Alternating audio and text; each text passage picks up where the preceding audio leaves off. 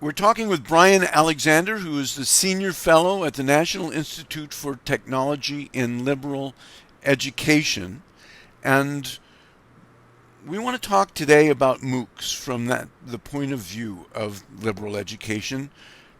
For example, a lot of the small liberal arts colleges, uh, such as the one I went to, really concentrate on the small conference of 15 or 20 students talking with a professor, talking with each other. And now, online, of course, we've seen that the web has really been taken over by social media. There's an awful lot of people communicating with each other. Now we've got MOOCs that, for the most part, seem to be kind of a step into the asocial world. What do you think of that, Bryan? Is that changing?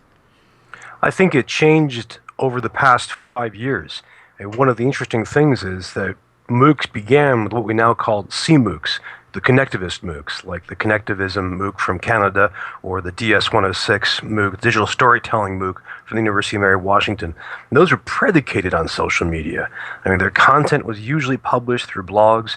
Participants participated through Twitter, through Facebook, through Google Plus, or through their own blogs. The logic of these classes was as if learning was predicated on the principles of the web, based on social connection between learners. And that was the original seed of MOOCs. Now those have been outflanked and displaced by what we now call XMOOCs, the Stanford model, the Coursera model, the Harvard MIT EDX model. And those are massively scaled up, and they don't prohibit social media. They just aren't predicated on social media. Their crux is usually a series of content chunks, often video, sometimes text or images, and so on. They're pushed out to people. So that takes us back to the architecture of the 1990s, really, a kind of translated inheritance of broadcast media. And they build alongside that interactivity, and some of it is asocial. For example, automatic tests, especially in the sciences, and that's fine. They then add on as well, often, discussion fora. But the discussion fora have serious issues. One is that their scale is too massive for normal social behavior. I mean, some of these classes are the size of Usenet in the 80s. I mean, if you have 100,000, 200,000 learners, it's going to be a torrent, an unmanageable torrent. So there's been interesting labor side to this, which I'll talk about in a few minutes, which is that they have to hire people to help manage these.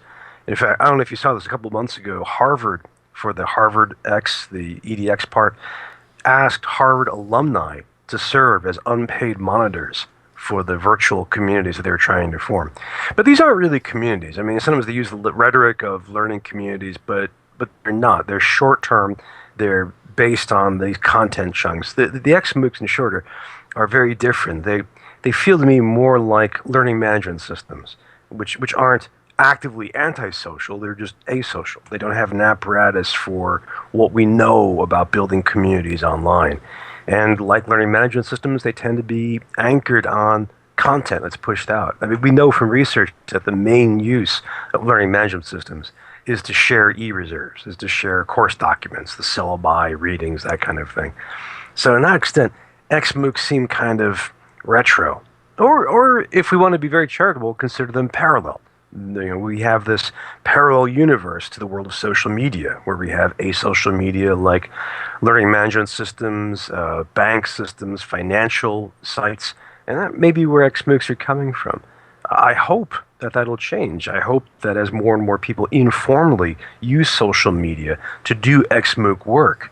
I mean, if you and I take a class on poetry, there's a great poetry MOOC that I've been really meaning to spend more time on. You and I can use Twitter to share our thoughts about it, or maybe write a blog post together. And I think maybe that will return, and the XMOOCs will swim back into the larger sea of social media. You Those are a know, couple of I was just watching a video by someone by the name of Al Philrice, who's teaching Mhm. a course on critical poetry That's the on poetry class. Coursera, and he just loves it, and he loves the Yes. community aspect of it. I suspect that that's because you probably get a couple of orders of magnitude fewer students than you do for an artificial intelligence programming course, Yes. for example. But you raise an interesting issue with the need to recruit or hire help. I have mixed feelings about that, and the mixture is this: it's that I think uh, we agree that you really can't have a learning community with thousands of people. That online communities of all kinds really break down into a granularity of somewhere between 30 and 150 people per forum. And you can have communities in which people attend a lot of different forums and there's a lot Hmm. of cross mixture, but each forum is really relatively small in that sense. Maybe a couple of hundred people if everyone doesn't contribute all the time. And I have recently been speaking with some people who are trying to bring that learning community into MOOCs. And we get to Mm. this issue of you just don't cut loose 30 or 50 or 100 students in a forum. You need to facilitate it. You need to Hmm. facilitate it with a light hand, but you need Hmm. someone who has some experience and knowledge of the subject and who's going to be a greeter Hmm. there. And so Hmm. the issue is, well, do we use our most enthusiastic students from the last time we ran this course? Do Right. we use adjunct faculty?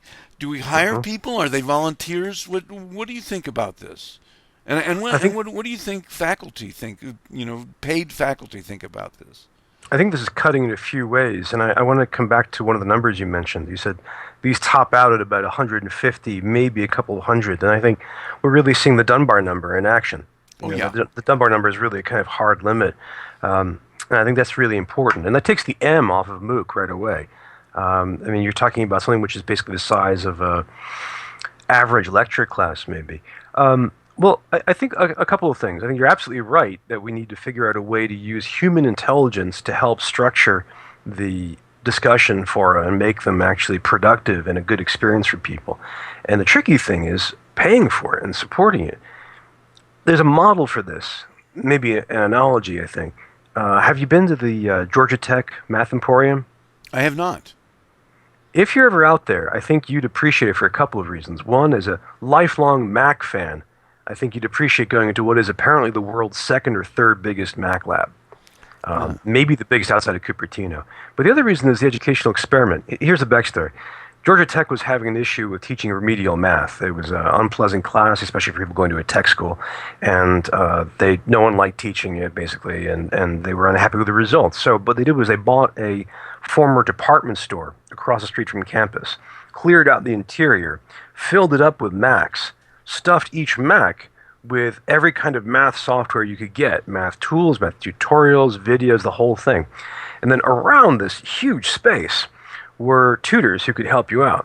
So if you're young, you're a sophomore, you're running into math problems in your rocketry class, well, you go to the Math Emporium and you work on your calculus issues, and you use the software. And the tables are laid out in a beautiful way so that it's very easy to form small groups to work together.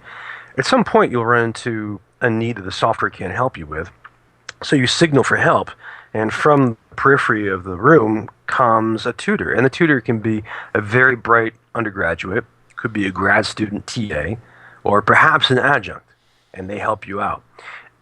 It's a successful program in all kinds of ways, but I think as a metaphor, or rather as an analogy, I think it's useful to think about how we can use MOOCs. You and I say we take the Phil Rice class. Let's say we take something that's very challenging for us. Let's say what would be a very hard MOOC for the two of us. Well, I am taking a hard MOOC right now. I'm taking a Coursera MOOC on learning Python coding, and it is tough. Great, great. I've never done Python, so let's plunge into that together. And we're working on this together, right? We're coding, we're reading, we're listening to the lectures, and you and I, being social media creatures, we're tweeting about this every so often, maybe doing a blog post. But at some point, you and I would like to sit down with a Python programmer, Oh one of yeah. these Pi gods, right? And just really work with them. And so we do that. And maybe you're in the Bay Area, you can't throw a stone without hitting a Python person, but you can find a Python guru. I wouldn't have that, but maybe I'd hunt them down on Skype or on the open web, or I'd drive to a town like Boston or Burlington and find one. Wouldn't it be great if we could, if a community college, say, or a state school system could make such a person available? Maybe it'd be in person, meet for coffee and laptop session? Maybe not. Maybe it's done through a shared laptop with WebEx or whatever. My point is, we may be shifting from a model where we assumed full-time tenured faculty supplemented by content, textbook, lab, TA assistance as well. And we may be reversing that, where we now assume the centrality of the content, where if you want to take a class on Python or poetry or biology, we now have access, in theory, to the incredibly great lectures from the stars in the fields, and that becomes central. And around that, schools then can arrange part-time faculty and staff, be they in person or not. And I think that has all kinds of dangers and all kinds of appeal at the same time. The dangers, I think, are obvious, but they're not organic. The big danger is the adjunctification of the professorate, of making faculty the precariat. And I think that's a danger, but I don't think it's organic to MOOCs. I think we've been doing this for a while. About 5 years ago, we passed the point where the main bulk of teaching in America was being done by adjuncts. And that predates the recession, in fact. The recession has accelerated it, and I think MOOCs will further accentuate it. People who are afraid of MOOCs, and I've been hearing this from a lot of tenured faculty, are often silent on the issue of adjuncts. Not all, but some. And I'd really like to hear what kind of plans they have for rolling back the tide of adjunctification. The appeal of this, though, is often economic. Setting aside politics for a second, so much of American higher education is suffering economically from all kinds of terrible pressures. Public institutions have had years of having their state support being cut. With the sequester, federal budgets are being cut. We have prices being higher than ever, sticker prices, and we have more debt than ever. Private institutions are under a lot of pressure to try to control costs. And I think when you look at leaders of institutions, when you look at trustees, deans, boards, presidents, MOOCs and the Georgia Tech model that I just outlined might be a way to rein back some of those costs. I don't think that's a question of people doing this with malice. I think it's a question of trying to grapple with an enormous economic challenge. And I think MOOCs present that now, and in a real live way. I mean, if we're going to, if you and I are running a bricks and mortar institution, and we see there's a big demand from our students and faculty to teach Python, we could hire a full-time tenured computer scientist to do Python. Or we could hire 3 adjuncts to be available for a year and use the Python MOOC to anchor that. And we'd meet the demand and save money at the same time. I think many institutions out of the 4,400 that there are in America have got to be thinking about this. Well, you mentioned Georgia Tech, and recently there was some interesting news about Coursera kind of pivoting into offering their services to brick and mortar institutions, and Georgia Tech and Coursera are partnering in some way. What do you think about that? I think it's a model for the future for many needs, and here's why. First, the cost savings are dramatic, and I've been hearing different figures. It depends on how you add this up, but basically, students taking the all online, all MOOC Georgia Tech master's program will be paying 1/6 to 1/3 of the cost of the bricks and mortar face-to-face experience. And I've heard from many people who are critical of MOOCs that this is unfortunate, that this is a terrible downside. For example, not far from you, Howard, San Jose State University had a famous letter by a couple of philosophers complaining that the MOOC experience would be unfairly detrimental to students, that it would be a degradation of what the face-to-face environment can offer. And there's 2 responses I offer to that based on MOOCs. One is that the face-to-face environment can be awful. I think we can fetishize the face-to-face experience too much. And I think it's easy for everyone listening or watching this to think back to their experience of K through 12 or higher education, professional training, and think of a terrible experience they had with a face-to-face teacher, where the emotional bandwidth of being face-to-face heightens the disaster. I know that when I go into a classroom experience or facilitation experience, in my mind are the memories of terrific, wonderful teachers, as well as a couple of horrible ones. The horrible ones, tell me what not to do. They're kind of, red zone not to go into, whereas the other guys provide me with the nice models. The second problem is not everyone can or wants to pay for the full value. Let's say it's a 6-to-1 ratio. Let's say that the face-to-face class costs 6 times as much as the MOOC experience. Well, if we think about this as consumers, sometimes we want to spend money and get the MacBook Air. Sometimes we want to save money and get, say, 2 netbooks for the same price or for less. Sometimes we go to a Godiva store. Sometimes we go to Walmart. So for consumer choice, I think MOOCs have opened up this parallel world, which is very important. But I think also it's a question of our economy. I mean, we're living in a time still reeling from the impacts of the financial crash in 2008. We're still suffering from this terrible hollowing out of the middle class, where people have less to spend on higher education. And on top of that, we have the crisis where we think we're worried about the value we get from an education. We're worried about the specter of debt. And given all of that, I think not everyone, but a good chunk of people will want to spend that 1/6. Call it the Walmart of higher education. But I think that meets a need. Second thing about this that I think is so fascinating is that up until this point, we've seen Coursera, Udacity, EDX operating without bricks and mortar and floating in space. I mean, if you take a class, my friend Eric Rabkin teaches a wonderful class on fantasy and literature. Now, he's based at the University of Michigan, but when I look at that online class, I don't feel anything Ann Arbor-ish about it. I see Eric, I see the topic, and it kind of exists in the non-geographical space of cyberspace. Well, that's where MOOCs have been. Well, now we're drilling down. We're, if you will, using an augmented reality logic to tie MOOCs to the physical plane again, so that there's some connection. And the connection can, like augmented reality, occur in different levels. It might be that we take classes entirely online, located, hosted by a bricks and mortar institution, and we feel some connection to that institution. Maybe we buy the t-shirt, maybe we learn things about the community. There's a connection there, and we learn about the other faculty that are there. Maybe if we're physically attending one of these schools, we take a MOOC that is co-branded, affiliated, collaboratively offered with Coursera or one of these other offerings. And so we get a kind of digital layer superimposed on top of the physical bricks and mortar layer. I think this has all kinds of ramifications. For example, the hypothetical example of Howard and Bryan's university wanting to add Python. That lets us expand our curriculum. One of the major areas where MOOCs can really play a role is in less commonly taught foreign languages. I mean, every college university wants to teach Spanish because there's such a huge demand for it. But teaching Arabic, teaching Korean, teaching Polish, there's a need, but it's much smaller. And schools usually can't afford doing it. Well, would it be great to be able to add to your language curriculum? Say, yeah, you could take Arabic here. You would be sitting here and taking it elsewhere, but it's part of our curriculum.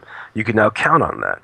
I mean, imagine all the ways you can really expand offerings that way. I'm struck by this augmented reality analogy, and I think MOOC 3.0 may just be the AR version in that sense.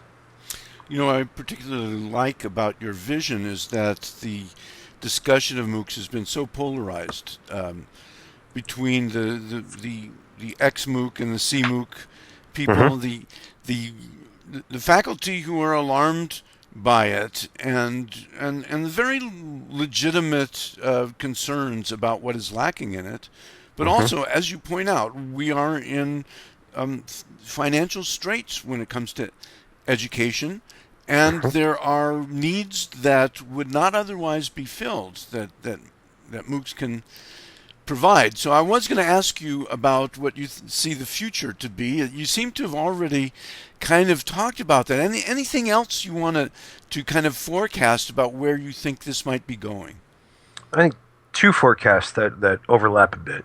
The dark one and the bright one. The dark one is, I think it's important for everyone involved in this discussion to bear in mind the Gartner hype cycle. it's possible that we might see MOOCs go from being at a peak of expectations to a trough of disillusionment. And there are a lot of ways this could unfold. We could see that bubble burst, to use a more common analogy. It could be that, imagine Harvard pulls a plug on EDX. Imagine that Coursera goes bust. Imagine that venture capitalists pull out of Udacity. I think more importantly, imagine that the numbers start dropping, that instead of 100,000, 200,000, we keep hearing 30,000, 10,000. This is possible. I'm not sure how likely. I know the hype around MOOCs has been huge, and that triggers my thoughts of the Gartner hype cycle. So we need to be prepared for this. I mean, if this happens, it's going to mean a lot of institutions backing away from MOOCs. It'll make it harder for employers to take MOOCs seriously as credit for work, for our professional development. And I just want us to keep that in mind as a possible alternative. It's hard to see a bubble burst ahead of time, but it's vital to keep that in mind. It might not. Instead of seeing the Gartner hype cycle, we may be seeing a classic sigmoid S-shaped curve where we're simply watching the boom of something and its incorporation to our world. So that's one. The second thing to think of is X-MOOCs followed C-MOOCs. C-MOOCs haven't gone away. They're still out there. In Britain, there's the wonderful photography one called Phonar. My friend Jim Groom teaches the awesome DS-106, which is easily the most creative MOOC ever offered by humans on Earth. They're still plugging away. They haven't had a bubble. They haven't had a peak. And it's instructive to think about why not. And we can talk about that another time. But they're still there, and they're easier to offer. I've heard figures ranging from $30,000 to $300,000 to offer an XMOOC. As you know, Howard, it's a lot cheaper to offer a CMOOC. In fact, you can cost nothing at all, depending on how you do it, except time. So I suspect we'll see more CMOOCs begin to appear as people get used. They might not call them CMOOCs. They might even call them MOOCs. They may call them MOOCs. They might call them OOCs. Who knows? But I think what you're doing, for example, with Rheingold U, is offering a version of this when an expert who's passionate about the subject, who wants to connect with a larger audience, uses the tools, the native tools of the web, and reaches out to participants and learners, connects. I think quietly we're going to see that just keep growing and growing. It'll be under the radar. Remember one of the criticisms of social media back in the Web 2.0 days was that only a few people got big audiences, right? Well, the micro audiences were huge, and that's why we keep doing this. That's why people use Pinterest. That's why people use Digo, is because not because they get 1,000 million people following them, but because they connect with 200 that matter to them. Yeah, the personal learning network. Exactly, and I think we'll see people building structures to take advantage of the PLE. I think we'll see more and more of these. Call them micro MOOCs, call them CMOOCs 2.0. I think we'll keep seeing them. I'm actually tempted. I've had a couple of people ask me to create a MOOC, and I thought about launching a MOOC on my notorious InfoCult blog, based on the way people think of the uncanny online. But now I'm thinking more seriously. It'd be great to do a month-long MOOC about the future of education and technology and what that looks like. Just to do that for a month, do it with low budget, low cost. There's a lot of appeal to that. And it's a lot easier than for me to say, well, I need to talk to Coursera, I need to maybe get Daphne Collar on the phone. I mean, just to do a XMOOC or to do a CMOOC seems a lot more. What's the sounds to me like you're pre-announcing it now. It sounds like a commitment. Oh, not a commitment yet, Howard, you sneaky man. No. It's a dream. And we'll see if it becomes reality. Well, in a sense, this is a little bit of a twist on Ivan Illich's vision. Many more teachers and learners coming together around the things that they want to learn and acting as a learning community. Yes. Well, we could go on, but in the interest of the attention of our audience, I think we ought to cut it here. But thanks so much. You crammed a lot of thought into a short period of time. Well, thank you for making it possible and for asking the question and for having an awesome mustache. Likewise.